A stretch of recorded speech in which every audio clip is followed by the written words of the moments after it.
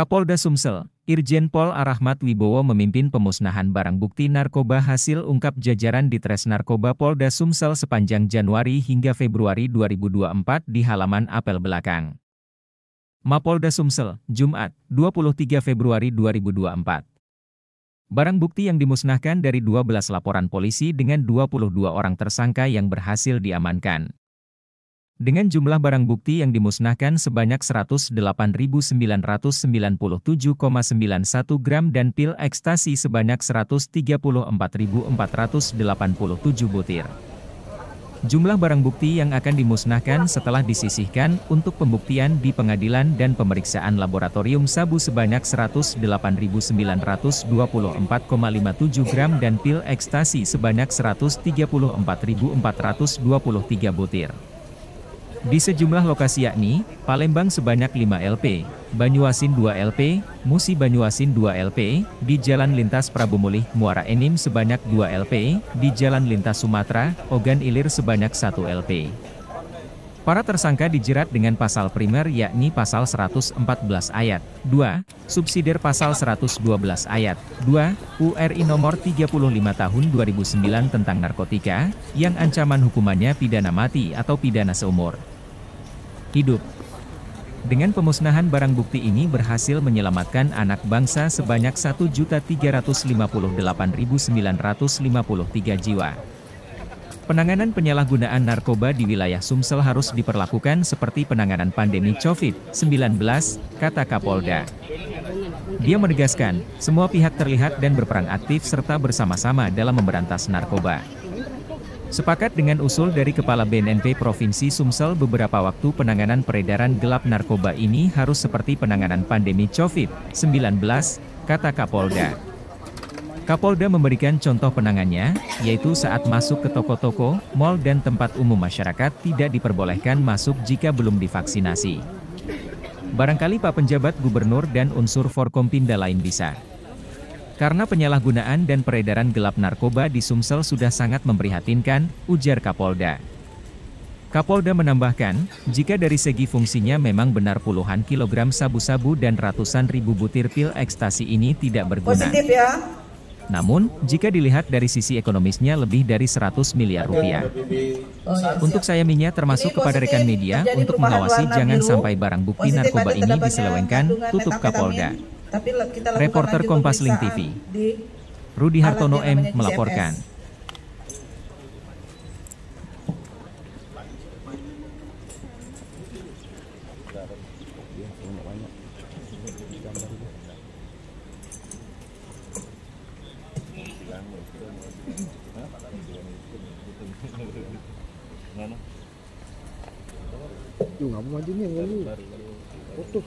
Lanjut. Positif juga terdapat kandungan metamfetamin. Biru terjadi perubahan warna. Lanjut LP. Lanjut. Persiapan tersangka atas nama Fitriani binti Hermansyah. Maju. LP 3.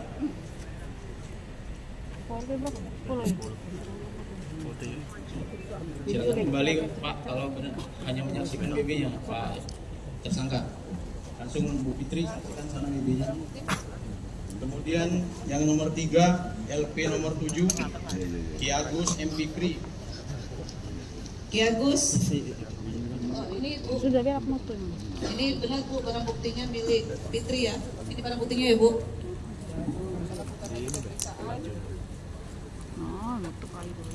Silakan Pak Ki Agus.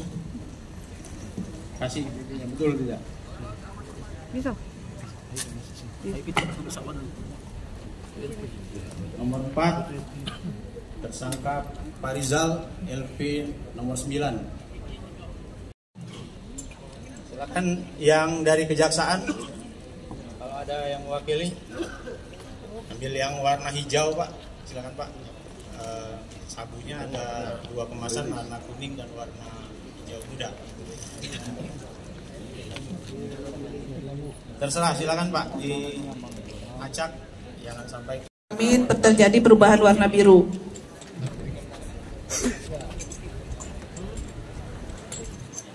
Ini juga positif, terdapat kandungan metamfetaminnya, positif.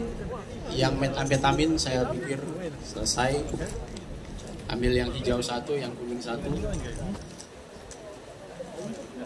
Karena kelamaan.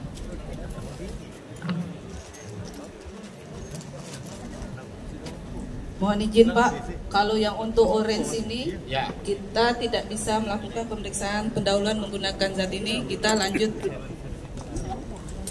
Rekan wartawan silakan shoot ke sini. Yang warna oranye ini itu kalau diperiksa dengan tes warna dia tidak ada efek. Jadi tes kit kita yang selama ini sudah beredar seperti kasus di temuan di Polrestabes Jenderal itu awalnya kami agak bekerja keras karena hasil dari tes kita awal negatif. Kemudian kita kerjakan sampai malam dan kita informasikan ke Polrestabes bahwa ini golongan 1 nomor urut 68. Nama singkatnya 2CB. Dan pada saat itu di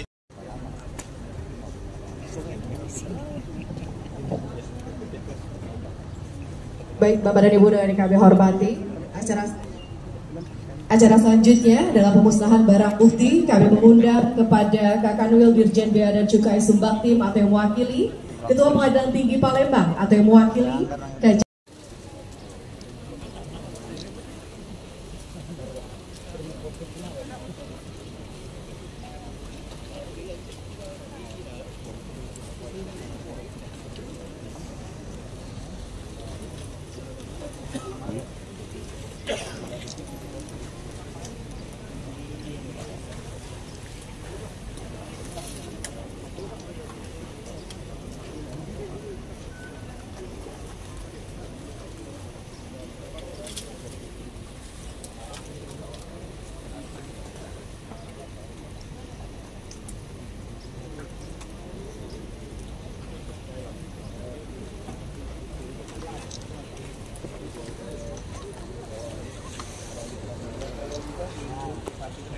Mohon izin Bapak dan Ibu, saat akan melaksanakan pemusnahan untuk tutup blender agak sedikit ditahan.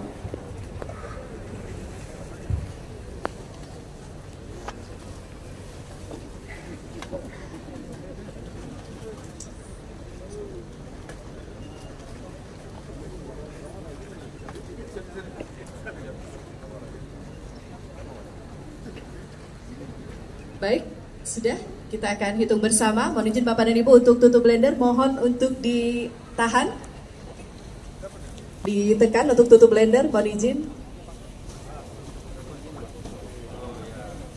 Siap. Baik, kita hitung bersama rekan-rekan media. Kita akan saksikan bersama pemusnahan barang bukti narkoba hasil ungkap kasus Ditres Narkoba Polda Sumatera Selatan. 1, 2, 3.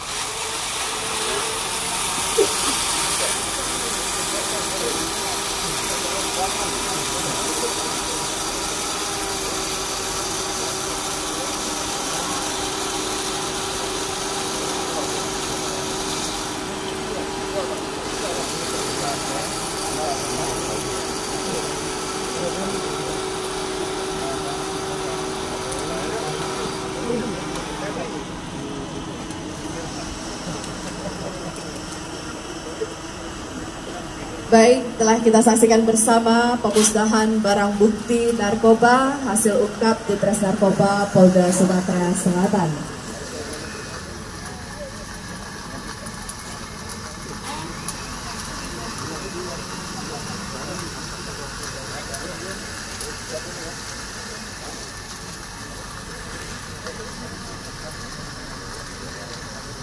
Dan hasil dari pemusnahan ini akan dibuang pada drum limbah yang sudah disiapkan, yang telah juga dicampur oleh bahan kimia.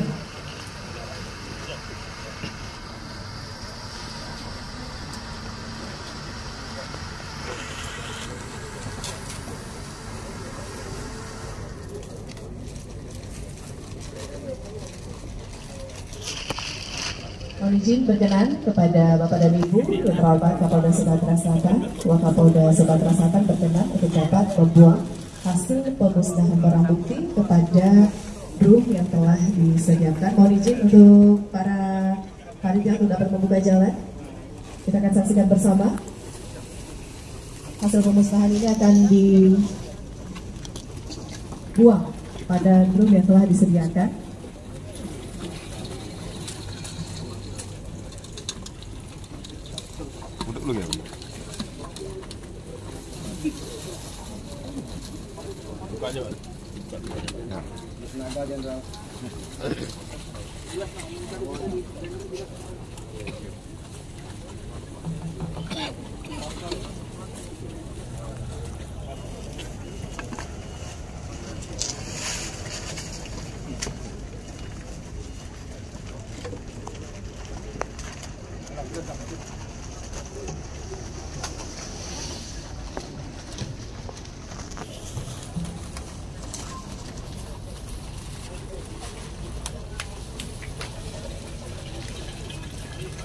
Dan selanjutnya berkenan untuk melaksanakan penandatanganan berita acara pemusnahan barang bukti. Kami mengundang kepada Kejati Sumatera Selatan yang diwakili oleh Koordinator Pidum Bapak Erwin Indra Praja SH dan juga Kasat Pol PP Provinsi Sumatera Selatan Bapak Aris Saputra SSMSI untuk menandatangani berita acara pemusnahan barang bukti. Selanjutnya kepada KBNNP Sumatera Selatan yang diwakili oleh PLT Kabit Pemberantasan Ibu Kombes Pol Dr. Anda Bastani R. Sagala MH dan juga Pamen Ahli Ditpol Kodam 2 Sriwijaya Bapak Kolonel Infanteri Usik Samwa Prana untuk dapat menandatangani penandatanganan berita acara pemusnahan barang bukti.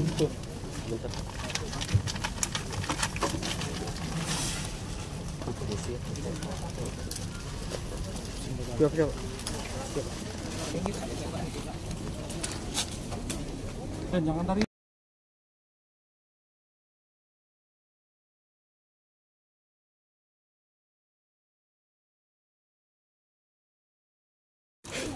Dan berkenan kepada Kapolda Sumatera Selatan Bapak Brigjen Pol M. Zulkarnain SIK MSI untuk menandatangani berita acara pemusnahan barang bukti di Tres Narkoba Polda Sumatera Selatan.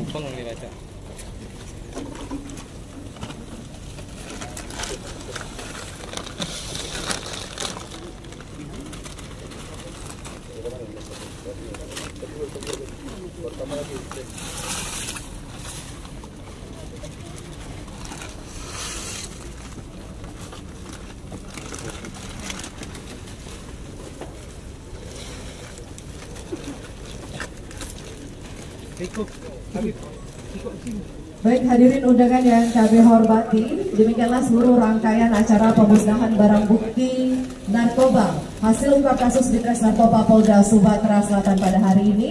Kami atas nama panitia mengucapkan banyak terima kasih dan kami juga mengucapkan terima kasih pada seluruh tamu undangan yang telah hadir dan mohon maaf jika terdapat ucap yang salah. Wabillahi taufiq wal hidayah. Wassalamualaikum warahmatullahi wabarakatuh.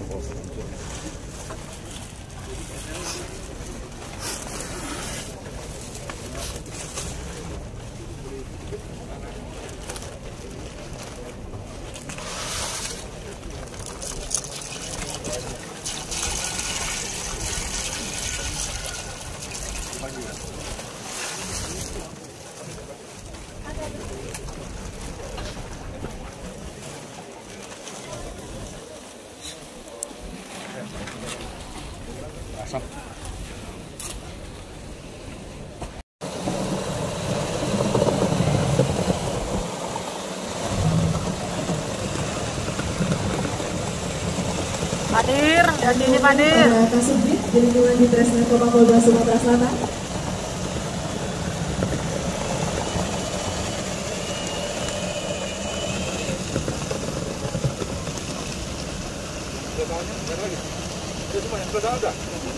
Tiga lagi dong.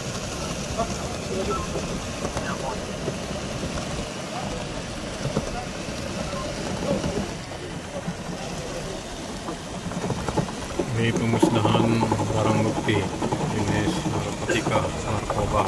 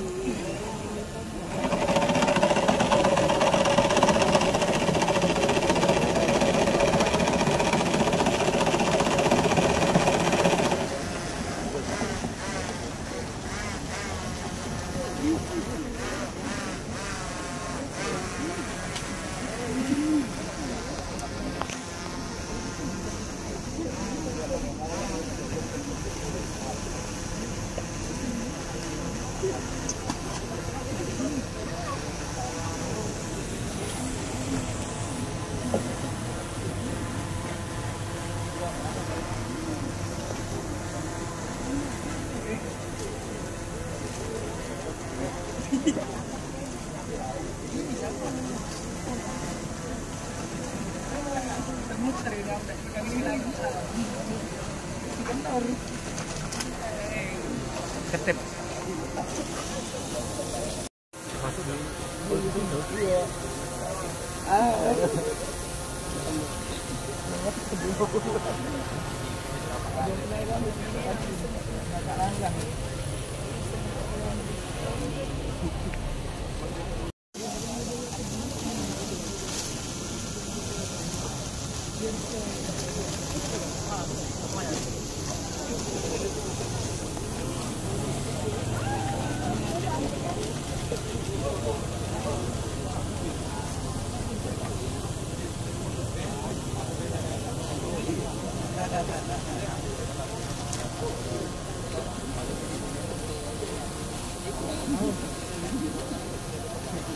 Tadi sudah saya jelaskan bahwa ini kita melaksanakan amanat undang-undang yang barang bukti yang disita oleh penyidik itu wajib dimusnahkan.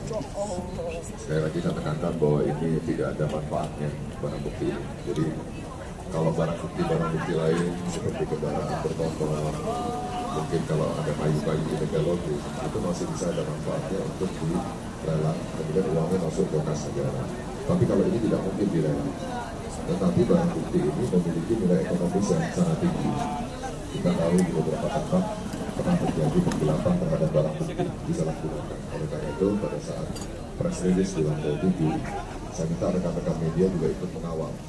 Kawallah ini ada berapa banyak barang bukti, itu semua dicek, kemudian dimusnahkan supaya tidak bisa dimanfaatkan.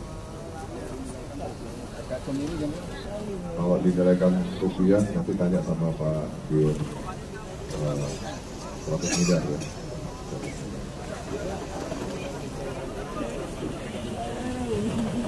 Hikmahnya kalau menurut saya semakin banyak itu berarti semakin banyak pemakainya. Jadi prestasi Polri mungkin membanggakan, tapi di sisi lain kalau saya melihat itu menyedihkan karena masyarakat kita kesadaran terhadap pencegahan penanggulangan narkoba tidak untuk menjadi pemandai itu belum masuk sampai ke desa-desa. Sekarang narkoba itu sudah sampai di desa-desa. Yang di Banyuasin kemarin itu setelah saya cek lokasi pestanya itu 45 menit dari polsek terdekat Talang Kelapa. Nah di situ ada tokoh-tokoh masyarakat. Bahkan mungkin sebelum acara dimulai ada yang memimpin doa. Dengan adanya meja drainage, itu saja sudah indikasi. Nah masyarakat kita kalau nggak ada drainage nggak ramai katanya. Nah, saya sudah melarang, karena apa? Drainage itu akan mengundang pemakai narkoba. Drainage dilarang di Musirawas. Tetangganya lagi kebanjiran, dia pasang musik drainage. Kemudian dia melakukan gerakan-gerakan yang seolah-olah dia mengkonsumsi narkoba. Seperti itu musik. Berarti kan sudah parah sekali. Nanti tugasnya siapa? Di hulunya ini. Karena itu dari pada saat sambutan saya minta seluruh pihak itu punya komitmen untuk pencegahan penggunaan penyalahgunaan narkoba ini. Kalau ada yang meninggal, Polri disalahkan, itu sudah menjadi tanggung jawab kami. tetapi di hulunya ini banyak sekali instansi yang bertanggung jawab. Saya sepakat dengan Kepala BNN Provinsi Sumatera Selatan. Penanggulangan narkoba itu harus kita perangi seperti kita pada saat penanggulangan COVID. Toko-toko, mall itu tidak boleh masuk kalau dia belum vaksin, dibuat aplikasi. Kemudian dilakukan pembatasan pergerakan manusia, itu supaya tidak terjadi COVID yang menjadi lebih banyak lagi. Nah, narkoba bagaimana konsepnya? Mungkin Pak Gubernur bisa memimpin rapat koordinasi. Di situ ada kepala-kepala dinas, ada kepala dinas kesehatan, kepala dinas sosial, kepala dinas tenaga kerja, kepala dinas pendidikan, kepala dinas agama, ada Kementerian Agama, perwakilannya di Provinsi Sumatera Selatan. Nah, kita minta komitmennya masing-masing apa? Rencana kerjanya kita masih di awal tahun 2024. Apakah itu masuk di dalam rencana kerja untuk pencegahan penyalahgunaan narkoba? Kalau di Polri sendiri, Direktorat Reserse Narkoba, mereka hanya dibiayai oleh negara untuk lidik dan sidik, tidak ada untuk pencegahan. Pencegahan itu ada di Binmas. Di situ ada beberapa operasi, salah satu operasinya itu terkait dengan narkoba. Tapi kan hanya 1 minggu, 2 minggu. Nah, untuk pencegahan narkoba itu harus setiap hari dan harus masuk ke semua elemen masyarakat. Ada lagi?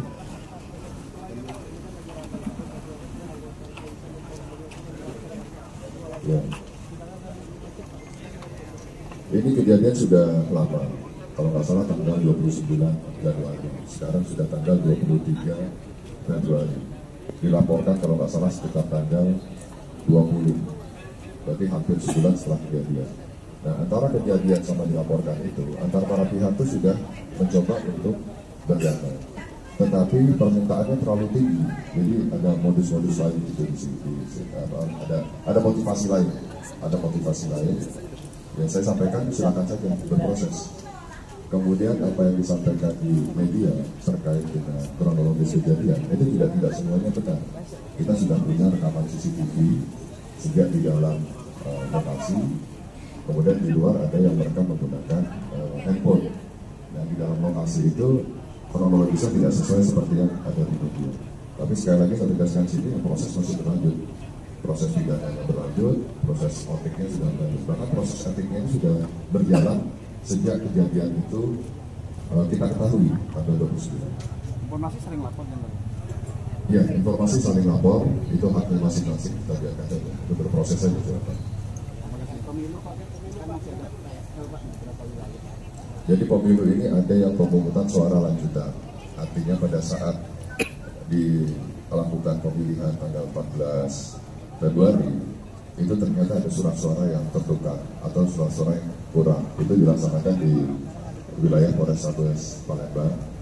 Kemudian disiapkan oleh KPU surat suaranya dan dilaksanakan pemungutan suara lanjutan.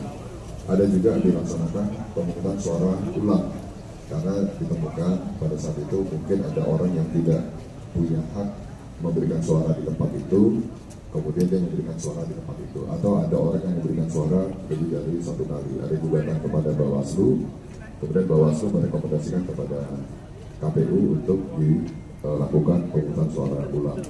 Kemudian ada juga penghitungan suara ulang di beberapa TPS, kayak di Muratara. Kemarin saya baru kembali dari Muratara, saya berangkat hari Minggu, saya kembali dari Selasa. Di sana ada 7 TPS yang dilaksanakan penghitungan suara ulang di desa di Kecamatan Karangjaya. Dari 105 TPS diperintahkan oleh direkomendasikan oleh Bawaslu kepada KPU agar dihitung ulang.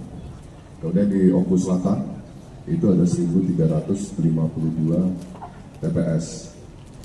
Direkomendasikan juga oleh Bawaslu kepada KPU untuk dihitung ulang khusus untuk legislatif DPR RI. Nah, semua kita Polri pada prinsipnya mengikuti rencana kerja dari KPU. Saya sudah berkali-kali bertemu dengan ketua KPU baik secara fisik maupun kita Zoom meeting-kan. Saya nunggu dari ketua KPU kapan dilaksanakan, di mana dilaksanakan, dan bagaimana proses pelaksanaannya agar Polri bisa menyiapkan pengamanannya. Untuk daerah-daerah yang menjadi atensi selain di Muratara, di Oku Selatan, itu ada juga di Empat Lawang. Ya, kemarin sore itu ada salah satu saksi dari partai yang merupakan saksi pengganti. Jadi dalam proses penghitungan itu saksinya si A, tapi ketika di ujung itu ganti saksinya si B. Dan saksi B ini tidak mengetahui jalannya penghitungan dari pagi sampai sore. Kemudian saksi B ini protes sehingga terjadi kericuhan di TPS tersebut. Namun alhamdulillah dari dan Ramil dari Kapolsek bisa menenangkan sehingga tidak terjadi keributan yang lebih parah. Kemudian di Musi Banyuasin itu ada unjuk rasa dari beberapa pimpinan partai politik tingkat Banyuasin yang menekan KPU untuk melakukan penghitungan suara ulang. Di sini juga menurut saya caranya salah. Kepada para ketua partai di tingkat kabupaten kota, khususnya di Muratara, sudah saya jelaskan dan alhamdulillah mereka mengerti. Kalau seandainya ada keberatan terkait dengan hasil pemilihan suara, masih di tingkat PPK, di tingkat kecamatan, mereka adukan ke Bawaslu. Karena KPU ini hanya melaksanakan rekomendasi dari Bawaslu. Mau menurunkan 1.000 orang, 100.000 orang, KPU tidak akan bergerak kalau Bawaslu tidak merekomendasikan. Jadi apa yang bisa dilakukan oleh teman-teman politisi tingkat daerah ini? Mengumpulkan bukti-bukti, mungkin ada pelanggaran atau ada tindak pidana, laporkan kepada Bawaslu supaya nanti Bawaslu merekomendasikan, bukan dengan cara unjuk rasa. Karena unjuk rasa seberapapun KPU tidak akan melaksanakan kalau tidak ada rekomendasi dari Bawaslu. Bahkan di Muratara ada salah seorang tokoh politik yang menghentikan proses penghitungan suara. Nah ini juga salah, kalau dia protes harusnya ke Bawaslu.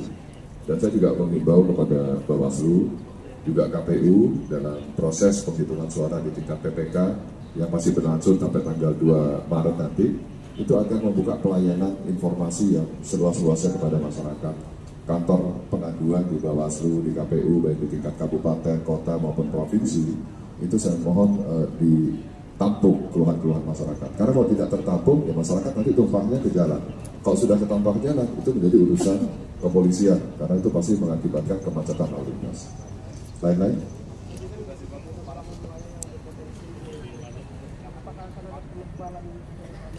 Sampai saat ini potensi kericuhan alhamdulillah tidak ada.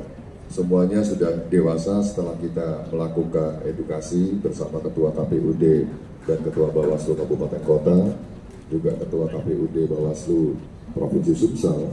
Itu alhamdulillah mereka sudah paham. Jadi untuk penebalan-penebalan kita lihat situasional. Karo-op sudah mengatur rayonisasi kekuatan kita untuk membantu 17 kabupaten kota ini. Juga ada rayonisasi Polres. Jadi sampai saat ini belum ada penebalan, situasi masih aman. Ada lagi? Ya, terima kasih ya, rekan-rekan.